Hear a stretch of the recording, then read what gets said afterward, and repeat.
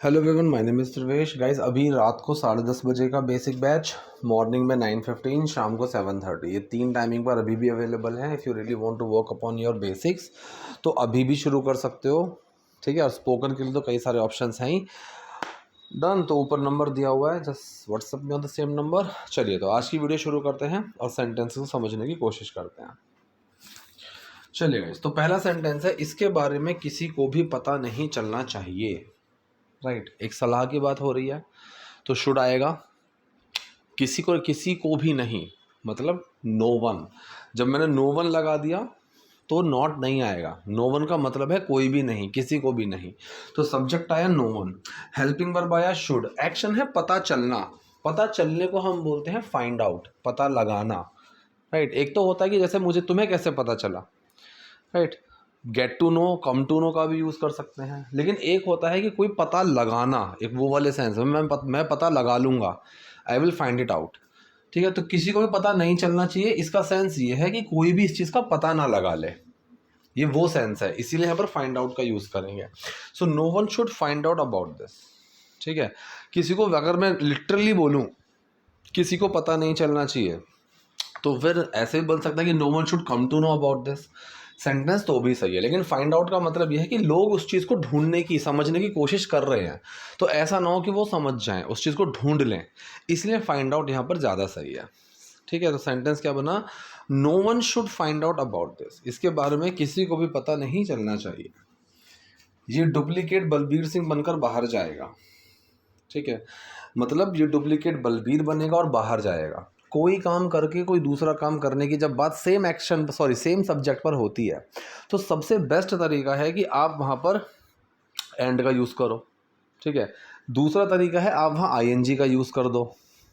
ये दो तरीके सबसे बेस्ट है। जैसे मैं इस सेंटेंस की बात करूँ कि ये डुप्लीकेट बाहर जाएगा और बलबीर सिंह बनकर घूमेगा, so this duplicate will go out and pretend to be Balbir Singh. ठीक है, ये सेंटेंस भी बिल्कुल सही है। दूसरा, आईएनजी लगा दो, एंड का यूज़ ही मत करो। So this duplicate will go out, ये डुप्लीकेट बाहर जाएगा pretending to be Balbir Singh. ठीक है, बलबीर सिंह बनकर, या तो मैं एंड लगा दूंगा and pretend to be Balbir Singh, कि ये बंदा बाहर जाएगा और बलबीर सिंह बनकर घूमेगा। ठीक है, सेंस वही बना सेंटेंस का, या फिर आप आईएनजी लगा दो। Right, so this duplicate will go out pretending to be Balbir Singh.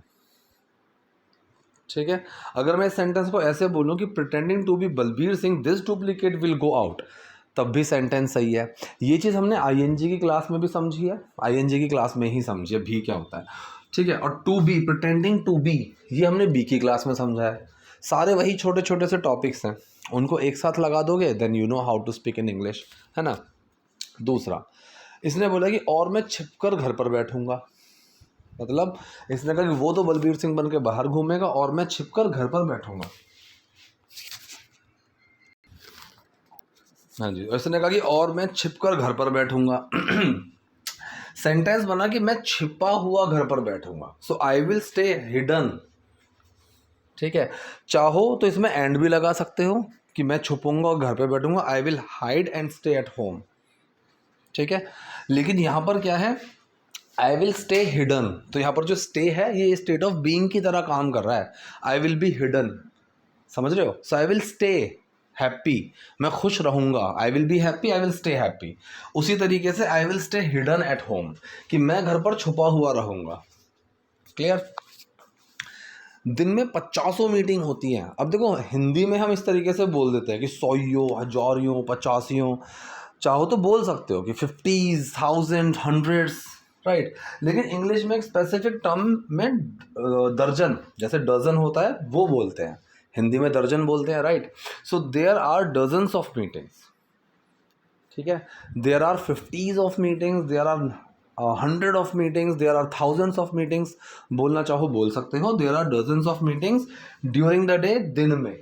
ठीक है, in a day, during the day की जगह अगर मैं इन अ डे भी लिखूंगा तो भी सेंटेंस सही है कि there are thousands of meetings in a day, ये सेंटेंस भी सही है। एंड देयर आर दर्जन्स of meetings during the day, ये सेंटेंस भी सही है।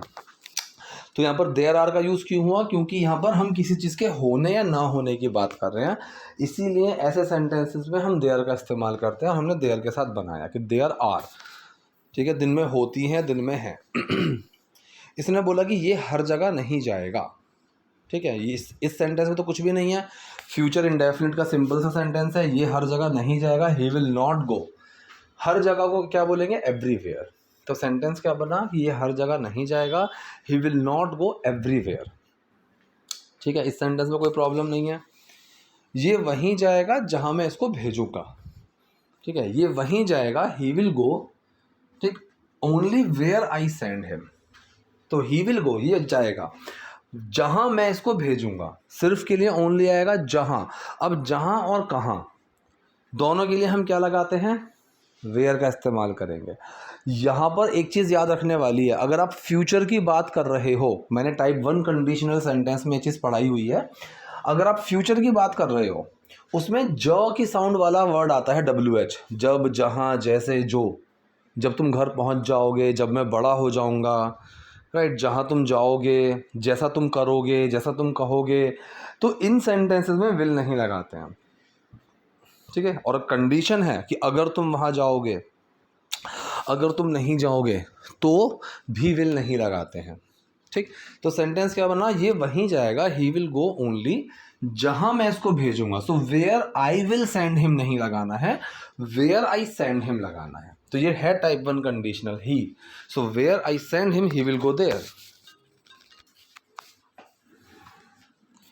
और मैं घर पर ही आपका ऑफिस सेटअप लगवा दूंगा।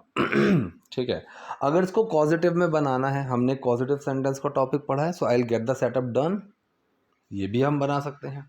ठीक है, I will get your office setup at home, अगर सेट को एक्शन की तरह लोगे तो भी आप सेंटेंस बना सकते हो।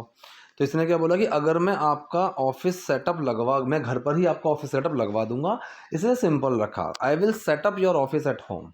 पॉजिटिव में नहीं रखा, इसने नॉर्मल फ्यूचर इंडेफिनिट में रखा कि मैं सेटअप लगा दूंगा, मैं सेटअप कर दूंगा।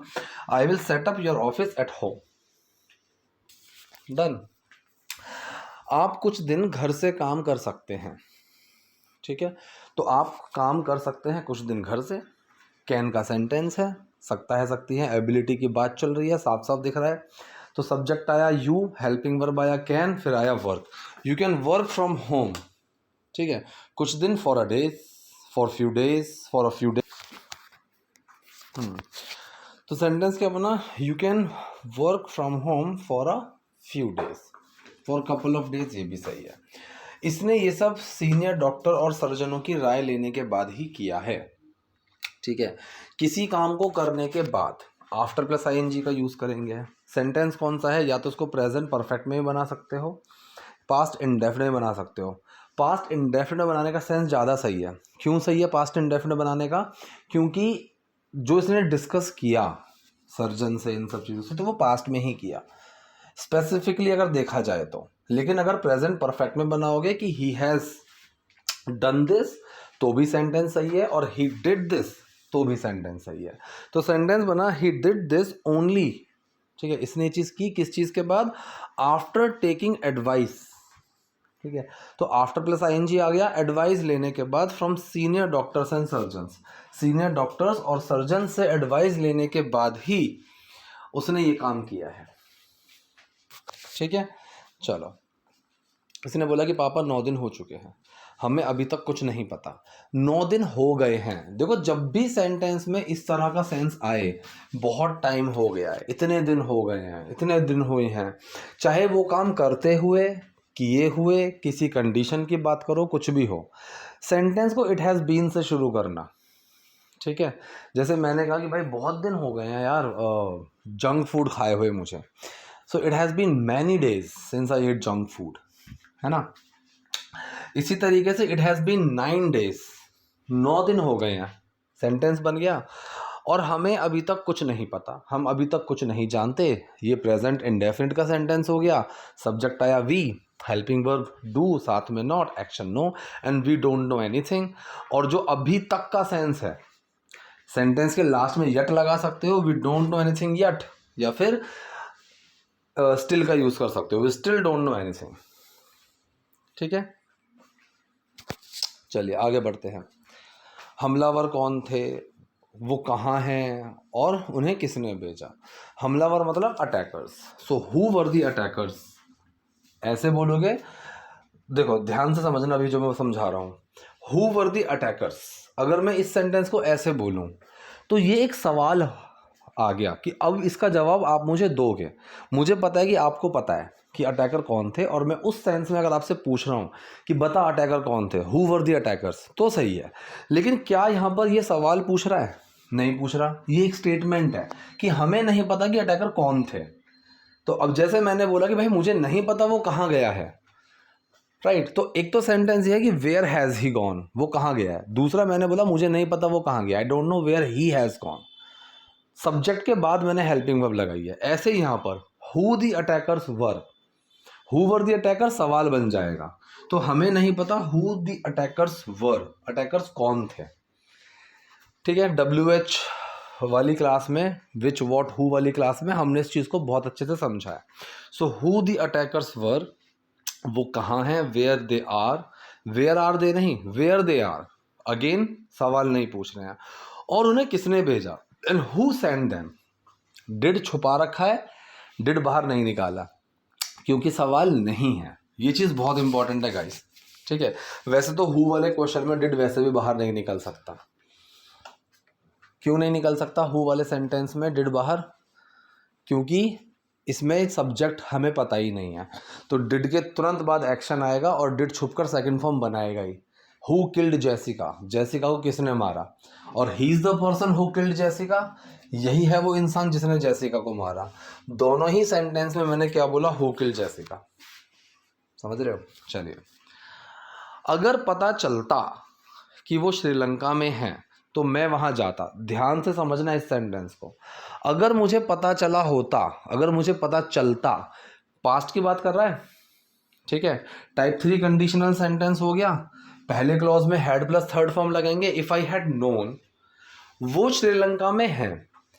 ये हो गया एक सेंटेंस, लेकिन ये जाएगा डायरेक्ट और इनडायरेक्ट के टॉपिक के अंदर। इनडायरेक्ट में जाएगा ये, वो हैं। इज एम आर नहीं लगाएंगे क्योंकि बात कर रहे हैं पास्ट की। If we had known they are in Sri Lanka, ये सेंटेंस हो गया गलत। If we had known they were in Sri Lanka, अगर हमें पता होता, जैसे मैंने कहा कि भाई अगर मुझे उस दिन पता होता कि तुम बिजी हो तो मैं तुम्हें फोन करता ही नहीं। तो मैं कैसे बोलूंगा, if I had known that you were busy, ना कि यू आर बिजी। प्रेजेंट की बात नहीं चल रही है, पास्ट की बात चल रही है। तो ये जो हिंदी में मैंने है लगाया है, इससे कंफ्यूज होने की जरूरत नहीं है। समझ रहे हो? If we had known they were in Sri Lanka, if I had known that you were busy, अगर मुझे पता होता कि तुम बिजी हो, ठीक है। So if we had known they were in Sri Lanka, तो मैं वहां जाता, I would have gone there, मैं वहां चला गया होता, I would have gone there, ठीक है। लेकिन हमारे पास रत्ती भर भी जानकारी नहीं है, ठीक है। बट वी डोंट हैव, क्या नहीं है, even the slightest information. We don't have any information, we don't have even a piece of information. सारे सेंटेंस सही है। हमारे पास कोई चीज़ है, हमारे पास कोई चीज़ नहीं है, पोजेशन में जाएगा। और ये चीज़ मैं कई बार समझा चुका हूँ कि भाई जब भी हम पोजेशन की बात करते हैं तो सेंटेंस में हैव एक्शन की तरह काम करता है। तो यहाँ पर डोंट के बाद हैव आया। So we don't have even the slightest information, ठीक है। ये सब प्लान करने से पहले तुम मुझसे पूछ तो लेते, राइट। तुमने ये चीज़ की होती, तुम ये कर लेते, मैं ऐसा कर लेता, मुझे वो चीज़ कर लेना चाहिए था, शुड हैव का यूज़ करते हैं। मैं ऐसा कर देता, would have, I would have killed him if you had not stopped me, अगर तुमने मुझे रोका ना होता मार देता उसको, राइट। और अगर मैं बोलूँ भाई मुझे एक मैसेज तो डाल देते, you should have drop me a message, तो should have plus third form का यूज़ करते हैं। मॉडल में हमने सीखा है और कंडीशनल सेंटेंसेस में भी सीखा हुआ है। तो इसने बोला कि you should have asked me, ask के साथ कोई प्रेपोजिशन नहीं लगानी है। कई बार लोग बोलते हैं ask to me, ask to me, ask के साथ टू नहीं आता है। अगर काम को करने के लिए कोई कहता है तो आस्क के बाद पर्सन आएगा, फिर आप टू लगा सकते हो। He asked me to do that, तो आस्क के बाद मी आया, फिर टू आया, ठीक है। तो you should have asked me, तुम मुझसे पूछ तो लेते। Before planning all this, before plus ING आ गया, ठीक है। अच्छा, बिफोर के साथ अगर एक्शन है तो हर जगह आईएनजी नहीं लगता है। अगर एक ही सब्जेक्ट है, जैसे यहाँ पर है कि भाई पूछा भी तुमने होता और प्लानिंग भी तुमने की है, तो आईएनजी लगेगा, ठीक है।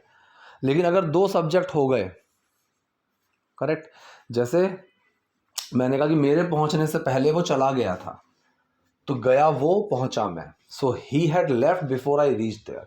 तो बिफोर के बाद दूसरा सब्जेक्ट आता है, और यही चीज़ आफ्टर के साथ भी होती है और यही चीज़ वाइल के साथ भी होती है, ठीक है।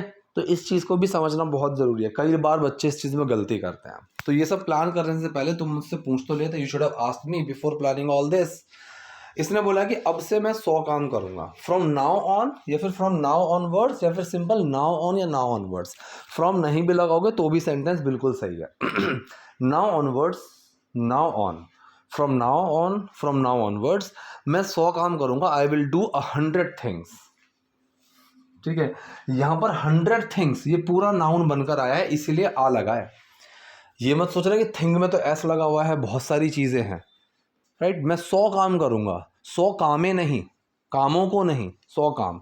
तो जैसे हिंदी में भी हम इसको एक सिंगुलर बना रहे हैं ना, इंग्लिश में भी सेम सीन होते हैं, और ये चीज़ कई जगह होती है, कंफ्यूजन क्रिएट होती है इसकी वजह से। So I will do 100 things from now onwards. मैं हर बार आपकी अनुमति नहीं ले सकता, I can not take your permission every time, समझ रहे हो। तो नहीं ले सकता, नहीं कर सकता, सब्जेक्ट आया आई, हेल्पिंग वर्ब आया कैन, साथ में आया नॉट, एक्शन आया take permission. So I can not take your permission every time, मैं हर बार आपकी परमिशन नहीं ले सकता, एज सिंपल एज दैट, ठीक है जी। अगर कोई डाउट है, कोई क्वेरी है, प्लीज़ कमेंट सेक्शन में मुझे बताइए। वीडियो पसंद है लाइक कीजिए, नए हैं लाइक सब्सक्राइब दोनों कीजिए। Thank you.